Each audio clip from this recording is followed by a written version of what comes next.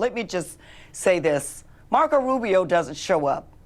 And when he does not have the courage to fight for Floridians, a fight for the people that he is supposed to represent. Marco Rubio voted against financial assistance to help get our schools back open, voted against helping local and state governments, which means he voted against those on the front lines, our first responders, our teachers, our health care workers.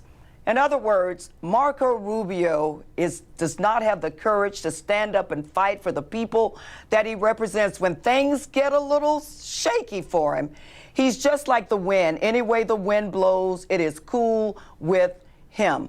He's afraid of a tough fight. I am not. I do believe that Florida can do better. Do you want Marco Rubio out of the Senate? Sure, we all do. And guess what? His home state newspaper wants him out just as much as the rest of us do. Take a look at this. This is from the editorial board of the Sun-Sentinel. Rubio has missed more votes than any other senator. His seat is regularly empty for floor votes, committee meetings, and intelligence briefings. You are paid $174,000 per year to represent us. You are ripping us off. Either do your job, Senator Rubio, or resign. As little Marco Rubio went along his little Marco Rubio way, running for the presidency in 2016, he came across a big bad wolf named Chris Christie. And little Marco Rubio wasn't smart enough to realize that big Chris Christie was about to unmask him on the debate stage. Now, I'm no fan of Chris Christie, but I will say this, the knows how to debate. And let's dispel once and for all with this fiction that Barack Obama doesn't know what he's doing. He knows exactly what he's doing. Barack Obama is undertaking a systematic effort to change this country. But I would add this, let's dispel with this fiction that Barack Obama doesn't know what he's doing. He knows exactly what he's doing. He is trying to change this country. He wants America to become more like the rest of the world. I want the people at home to think about this. That's what Washington, D.C. does. The memorized 25-second speech that is exactly what his advisors gave him. He left and came back to campaign. Those are the facts. Here's the bottom line. This notion that Barack Obama doesn't know what he's doing is just not true. There it is. He knows exactly what he's doing. The memorized 25-second speech. Well, that's the reason why this campaign... Okay, so the Sun-Sentinel doesn't want Marco Rubio as a senator. That's from his own state of Florida. Chris Christie, we now know, wouldn't miss Marco Rubio either. And it turns out there's also this little kid who probably isn't a big fan of Marco Rubio after Rubio conked him with a football. Right in the melon, too. Take a look. A game of catch with Republican presidential candidate Marco Rubio did not go so well for one little boy in Iowa. Okay, so we've established that there are not many Marco Rubio fans out there.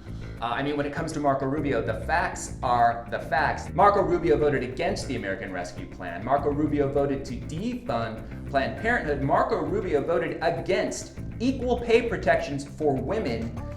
Most importantly, Marco Rubio voted against a national commission to investigate the January 6th insurrection at the Capitol because Marco Rubio thinks that you know all you need to know about that.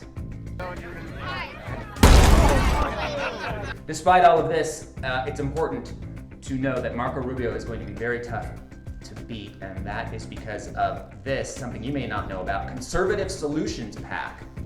Now, Conservative Solutions PAC is a single candidate PAC.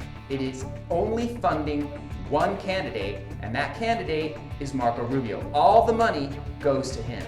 And the Conservative Solutions PAC is backed by this man. This man is Norman Braman. Norman Braman is a Florida billionaire. And he wanted Marco Rubio to be president in 2016 so badly that he donated millions of dollars to Marco Rubio's campaign to try to make that happen.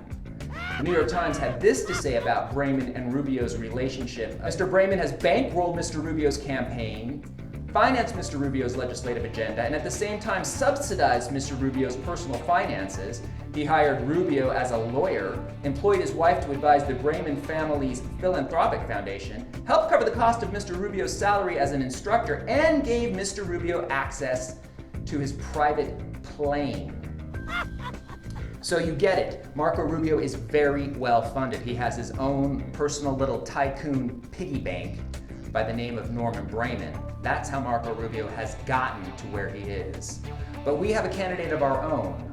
And we have a candidate with name recognition, just like Marco Rubio.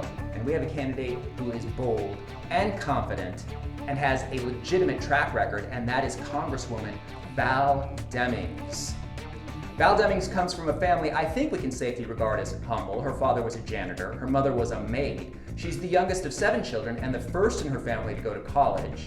VAL DEMINGS had a 27-year career in law enforcement, capped off by her rise to the position of Chief of Police for the city of Orlando. She was the first woman to hold that position.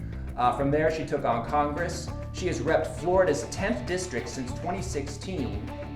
And she had a good time picking the bones of Jim Jordan, Congressman Jim Jordan, at this House Judiciary meeting on policing. Are you kidding me? This is as relevant as it gets, as timely as it gets, and I hope we could actually agree on something and adopt the gentleman's amendment. It's interesting to see my colleagues on the other side of the aisle support the police when it is politically convenient to do so. Law enforcement officers risk their lives every day. They deserve better, and the American people deserve. I have the floor, Mr. Jordan. Lady has What, did I strike a nerve? Law enforcement officers deserve better than to be utilized as pawns. And you and your colleagues are ashamed of yourself. Mr. Jordan, you don't know what in the heck you're talking about. You know nothing about what law enforcement officers I know about my motive. And you're using them as pawns. The only person who voted to support local governments and pass legislation to support local governments that includes law enforcement were the Democratic members on this side of the aisle. People ask me, Val, where do you get your tireless faith that things can always get better? I got it here in Jacksonville, Florida. When you grow up in the South, poor, black, and female, you have to have faith in progress and opportunity. Under her leadership, there has been the most dramatic decrease in violent crime in the city's history. They said we never lower crime, but I said never tire. And after all that, I still wasn't tired. So I ran for Congress and got back to work. Congresswoman VAL DEMINGS, member of the House Homeland Security, Judiciary, and Intelligence Committees. I've never tired of representing Florida. I'm running for the United States Senate because of 2 simple words: never tired.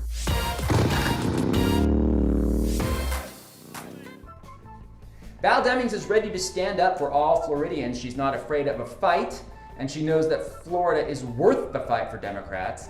But remember, Marco Rubio is being funded by his own private Thurston Howell III, so we all need to go to Val Demings' website and contribute what we can. ValDemings.com. Again, ValDemings.com. Send some bucks her way, and remember, Demings has 1 M, not 2. And that's it for me. Remember, A game of catch with Republican presidential candidate Marco Rubio did not go so well.